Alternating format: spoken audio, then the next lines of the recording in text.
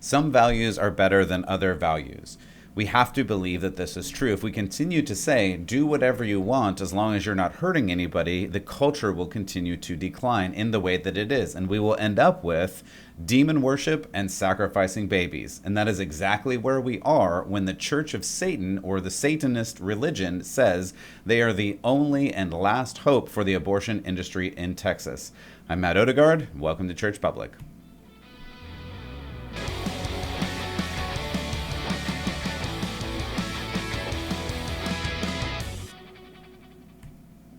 Well, welcome back to Church Public. That was quite an intro, if I do say so myself. There is a lot going on, and as I posted the other day, many are pointing to the Satanist religion as the last and best hope for abortion in Texas, or the killing of babies or something. And I posted that if you are on the side of the Satanists, you might want to think about which side you're on. We're going to talk about that today, and we're going to talk about the larger context of what is going on in the state of Texas as it regards to babies and human life and abortion.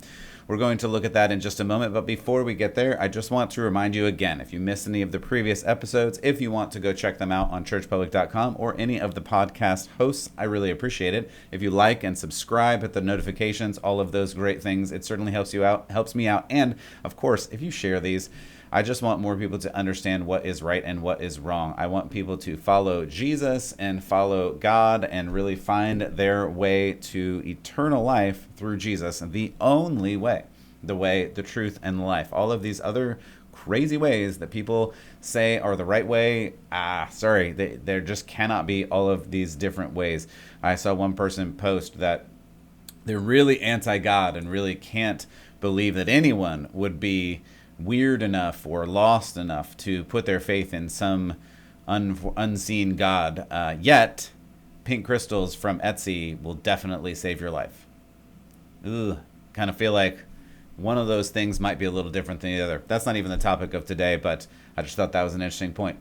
At any rate, I'm Matt Odegaard, and this is Church Public. So today we are talking about all of the mess that's going on in Texas. Actually, it's not even all of the mess, because there's some voting rights issues that are ongoing. There's a serious border crisis issue that is ongoing. We're not going to talk about those today. I will hit those at a later time. Today we are talking about this pro-life movement and pro-life legislation that has passed in the last week or so in Texas. And again, if you missed that, the legislation says that after around 6 weeks, or when a fetal heartbeat can be determined, you can no longer perform an abortion unless it is in the case of an emergency. Now, of course, there are exceptions to this, but this is a great win for babies, for life to be preserved. And there's a lot of different arguments flying around the internets on why this is the worst thing to happen to America, to the world, to women in general. And we're going to talk about some of those things as we get onto this. But what I really wanted to start with, as I mentioned in the opener, is if you think that you are for killing babies and the Satanic Temple is lauded as the best hope for abortion, you may want to rethink which side of this argument you are on. So this was an article. If you're not watching, I'll just point this out.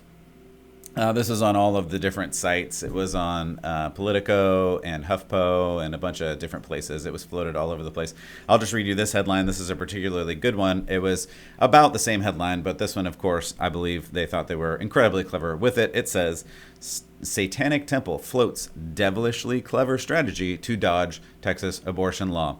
Again, many of the other articles said something like Satanic Temple, the last best hope of abortion rights, or constitutional women's rights, or women's rights to health care, something to that effect in Texas. But of course, this says that it's devilishly clever. Haha, devilishly clever. See what they did there? It's funny. Anyway, again, I'm just throwing out there. You make your own decision here. But if you are on the side of the Satanic Temple and the devil worshippers, perhaps you want to rethink your side. Just throwing that out there as a timely tip. You decide whatever you want to decide about that. But that is clearly what is going on here. And this is really where I want to start. I want to start today back in the Bible, because I always like to come back to the Bible. I'm going to skip through a couple different chapters, and you can read some scriptures if you want. I'm going to start actually in Genesis 3, because we're starting in the Garden of Eden, as many of these issues start in the Garden of Eden. It's true.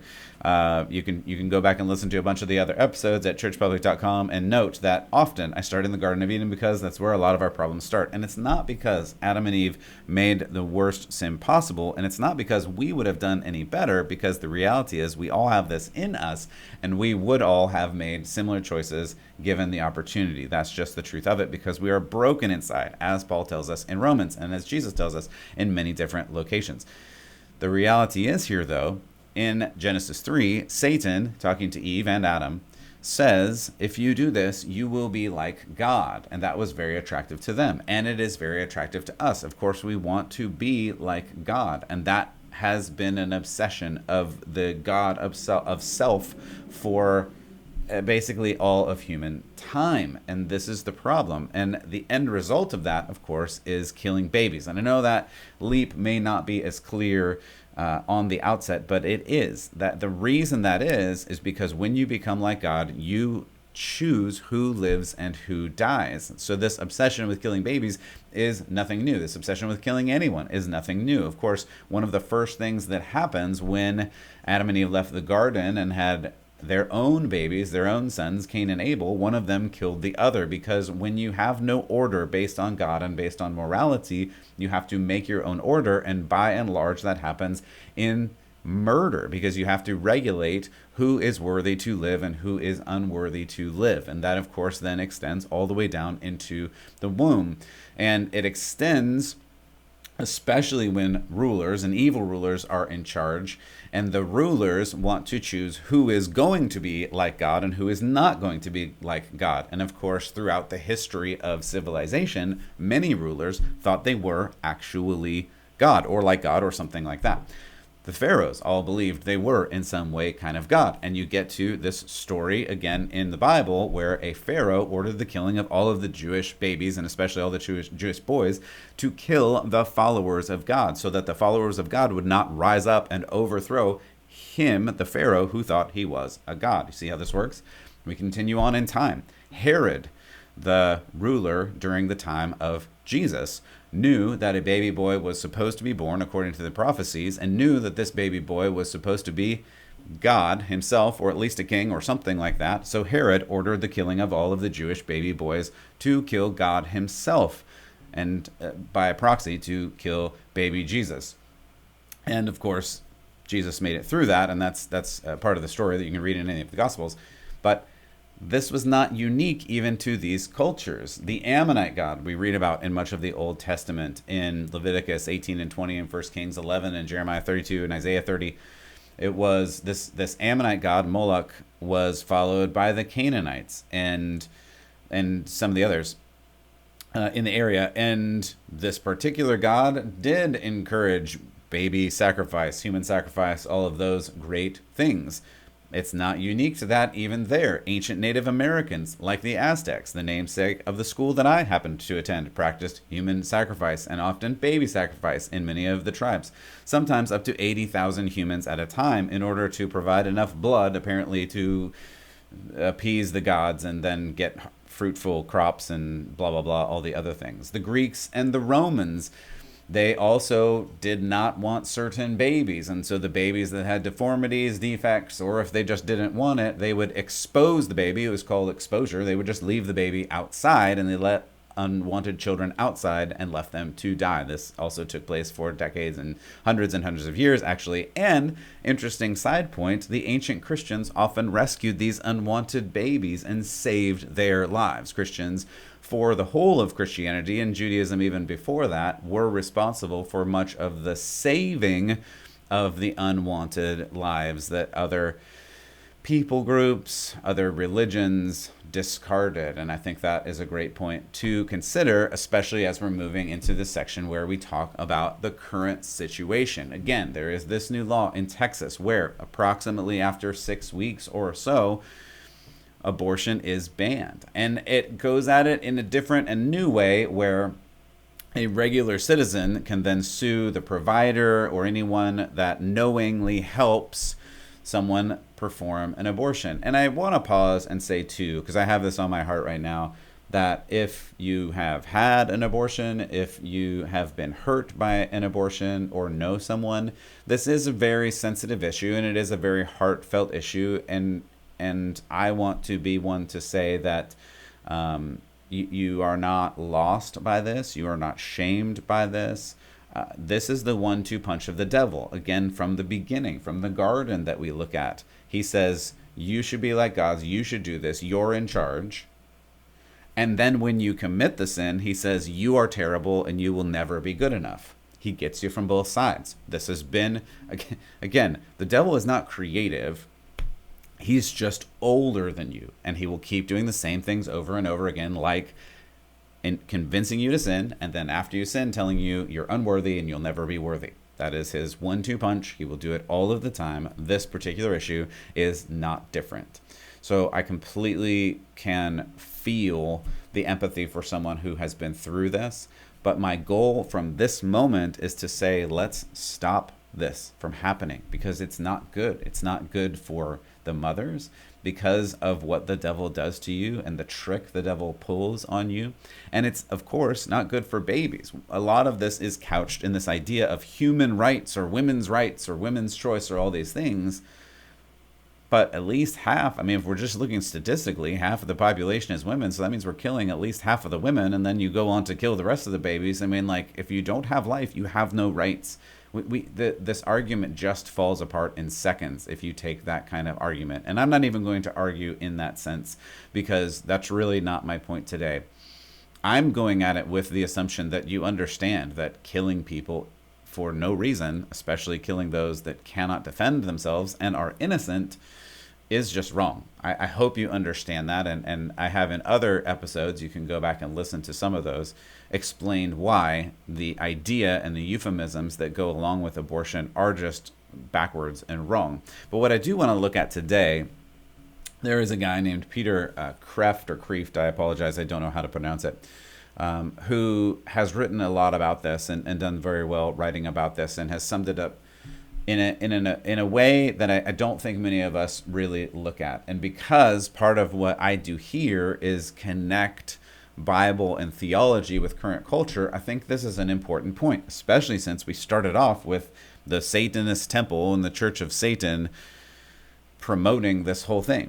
And they're promoting this whole thing too. I didn't mention during that part of the article that part of their religion is to perform abortions. It's part of their religion. They're actually suing the state and trying to come up with a religious exemption in the state of Texas, because part of their religion is to perform abortion and to take abortion-inducing drugs as part of their religion. They're actually doing this. They're suing the state, and they've also, on all of the social medias and online, invited anyone who wants to join. They say it's free to join, which of course it is, the Satanic Temple, because then you can have your abortion covered, because then you're part of the religious option of being involved in abortion. And abortion is a sacred right. It's important to understand that language, because that really is what's going on here. This is a religious action. And I know many people aren't going to think of it in those terms, but that really is what's going on. That's why I started with Genesis. That's why I started with this Satanic Temple promoting this, because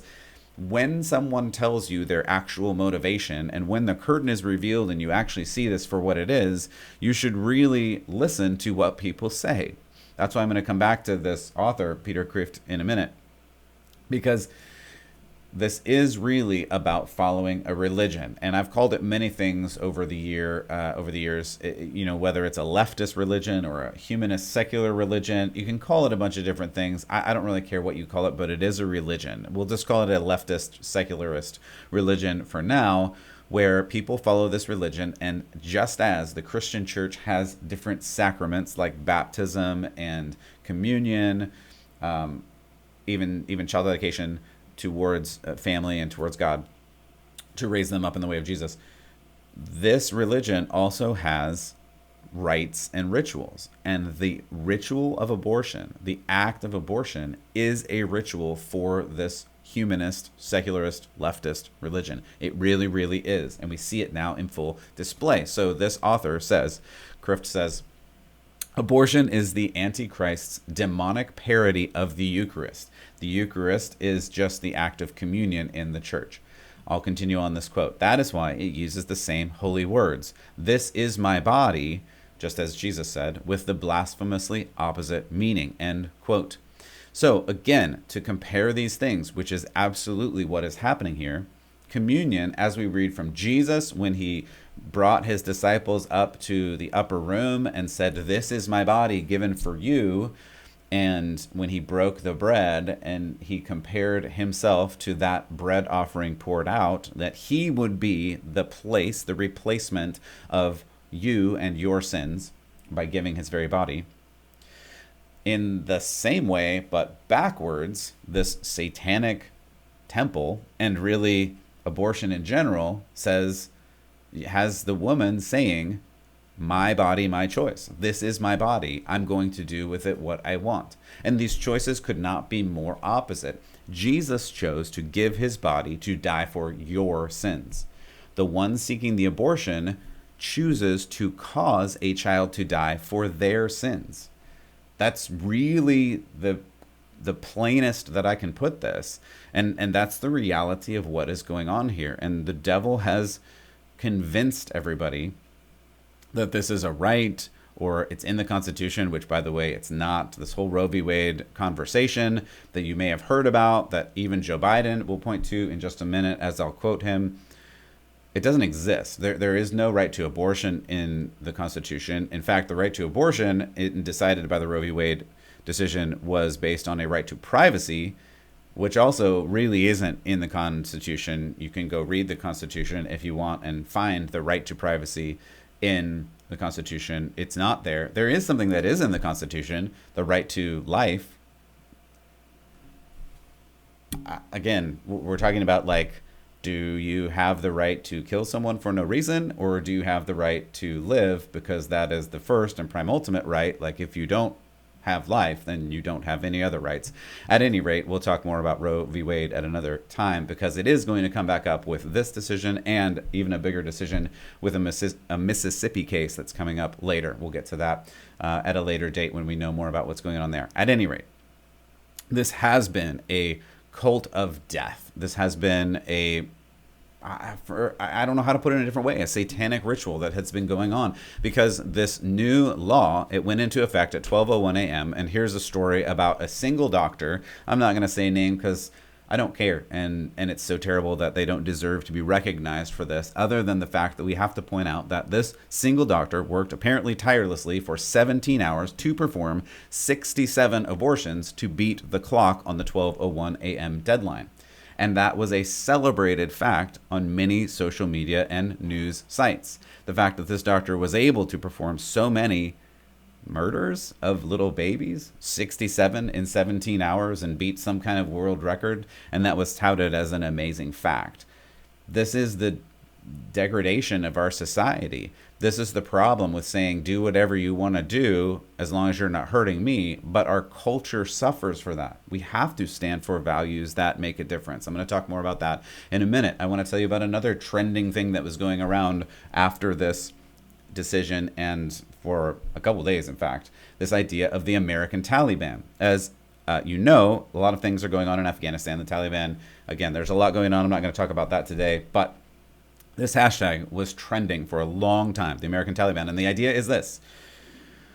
The law passed in Texas compared those that were for the law or pro-life or anti-abortion activists are the same as the Taliban in Afghanistan, who kill women, children, make women their slaves, etc., etc.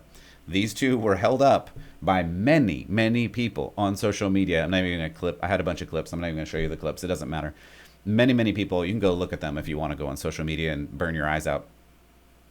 Many, many people were saying the conservatives, Christians, Republicans, pro-life activists were all like the American Taliban because they were forcing women to not kill their babies.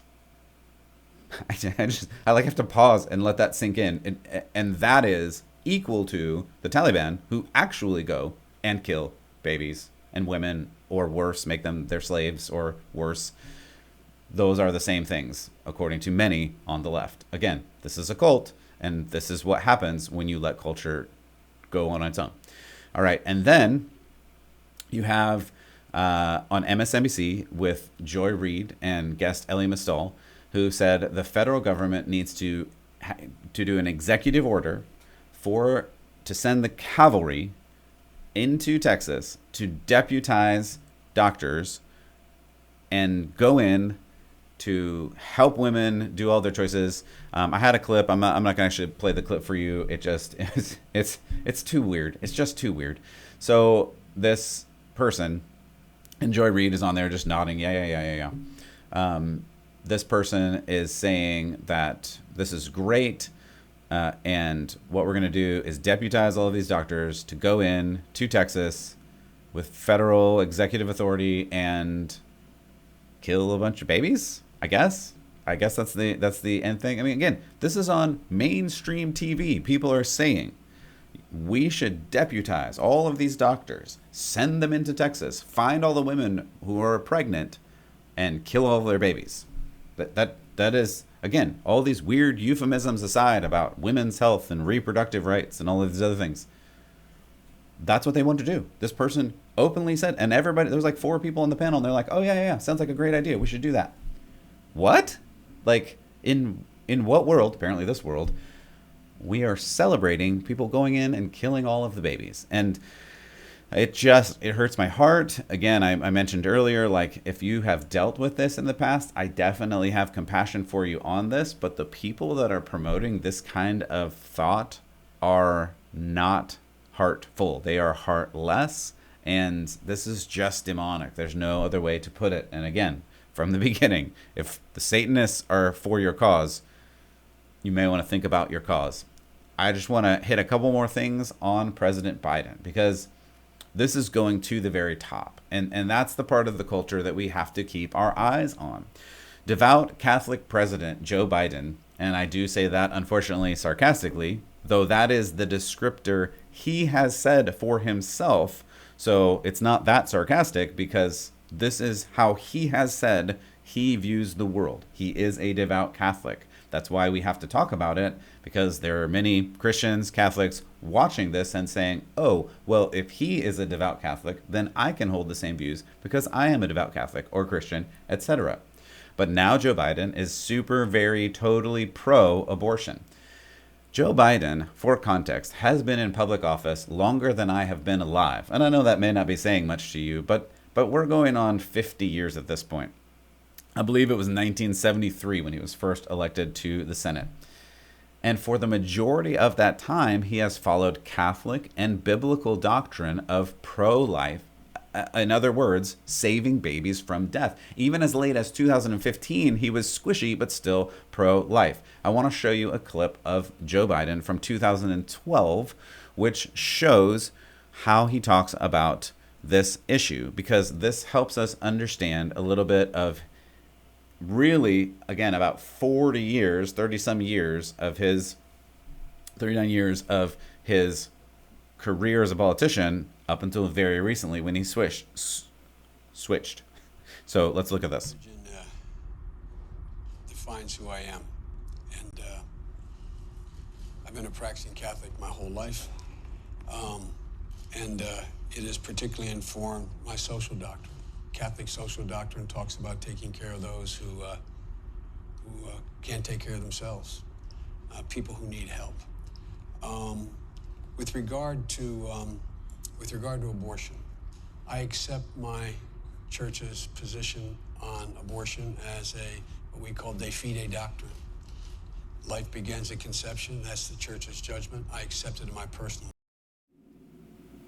So again, you heard it from him there. If you missed that, he says that he accepts the Catholic doctrine of we should watch out for those that cannot defend themselves. The very definition of pro-life, because babies obviously cannot defend themselves. And from that standpoint, from a physical justice standpoint, obviously they're innocent of any crime. The death penalty has been thrown about, and we'll talk more about the death penalty at another time, because I do have some thoughts on that, but I don't want to go too long today. So you hear him very clearly say he accepts his doctrine of the Catholic Church, and he is a devout Catholic. And in those words, that makes sense. Then in 2015, here's another interview that he does, and I'll just play this for you. He goes a little bit squishy and weird in this and starts saying things that are not congruent and don't make sense, and then, of course, lead to where we are today. But this is around 2015. I'm prepared to accept de fide doctrine on a whole range of issues as a Catholic. Even though, as you know, Aquinas argued about the Summa Theologica, about human life and being when it occurs, I'm prepared to accept as a matter of faith, my wife and I and my family, the issue of abortion. But what I'm not prepared to do is impose a rigid view, precise view, rigid sounds pejorative, a precise view that is born out of my faith on other people who are equally God-fearing, equally as committed to life, equally as committed to the sanctity of life, and I'm prepared to accept that the moment of conception is human life and being. But I'm not prepared to say that to other God-fearing, non-God-fearing people that have a different view. So again, if you didn't catch that, he starts off in the same place as the previous clip and says, I'm following the Catholic doctrine of pro-life and life begins at conception. But then he says, but I also won't impose that on anyone else because my God is not the God. That's not what he said, but this is what he implies, right?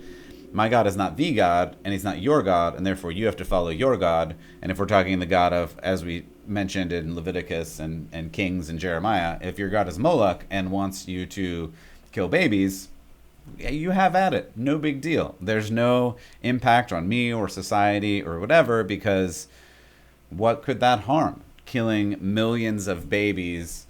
I think the number is somewhere in the 60 million babies since Roe started.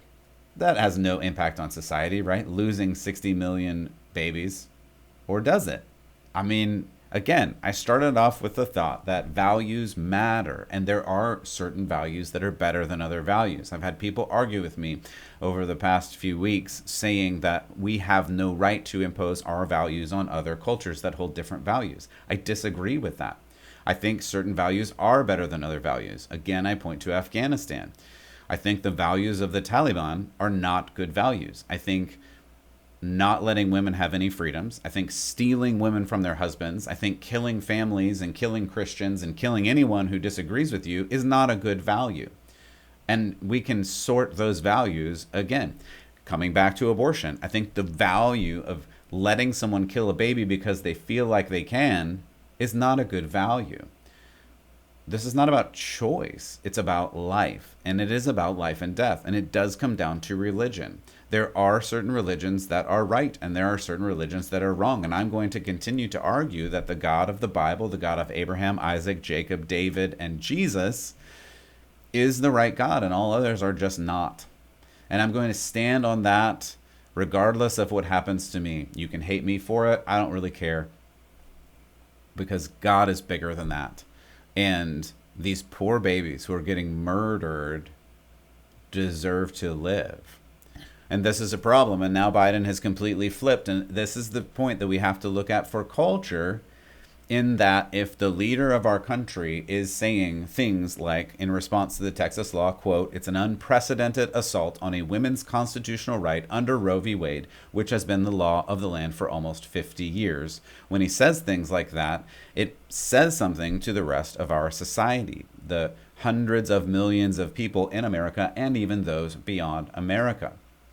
What I want you to hear in this statement, though, is very important. He points to the constitutional right under Roe v. Wade. That's not a thing. Roe v. Wade is not the Constitution. He doesn't say Constitution, Article 4, Section 3. He doesn't give constitutional numbers because there is no constitutional right for this.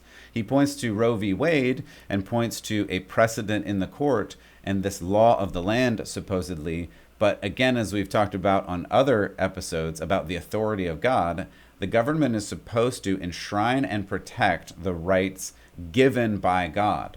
There is no right to murder babies given by God. Therefore, that right does not exist in law and cannot exist in law. And as followers of God, we have to push back against such laws. We have to stand for actual truth and actual life and actual good, and call out evil where there is evil. And this is, in fact, evil. Now we have the very president of the United States advocating for evil. According to CNN, the president said in that statement he was launching a whole of government effort to respond to the law and tasking the Department of Health and Human Services and even the Justice Department to see how the federal government could ensure women in Texas have access to safe and legal abortions. Again, he is advocating with the full weight of the federal government to kill more babies. This is really important to note because this is the way the culture literally dies. We cannot sit back and we cannot pretend this is not happening. We have to stand up and fight for these things. You all know that I'm pro-life, and you know that I am pro-life because eternal life, human life has eternal value and it must be protected. Life is eternal and we can't go on murdering people for no reason. Our choices in every day make a difference, and that's why I'm talking about this today. What we choose to do with our everyday, in the good things, in the bad things, make a difference. These little decisions make a difference. Yes, the big decisions are things too, but the little decisions make a difference. I was watching The Hobbit the other day. I was talking about it with my kids. And Gandalf, in one of the scenes, when talking about Bilbo, says this, quote, "Saruman believes it is only great power that can hold evil in check, but that is not what I have found. I found it is the small and everyday deeds of ordinary folk that keep the darkness at bay, small acts of kindness and love." End quote. I think this is a really important point, and I even have chills as I read it, because here's the thing. You have the power to effect more change than you realize by small acts of kindness and love throughout your day. But you have to know what you're fighting for. There are values that are better than others, and we need to stand up for those values. If we continue to say, just do whatever you want as long as it doesn't hurt me, this culture will slide back into demon worship and sacrificing babies, and that is, by and large, where we are today. The very president of the United States is advocating for this. Instead, believer, seek God. Stand up for the things that matter. These are the important things. Don't sit back and let this culture pass by and move into a place that you don't want to live in. Instead, follow after Jesus with all of your heart and soul and mind and strength. And as always, keep the faith. For Church Public, I'm Matt Odegaard.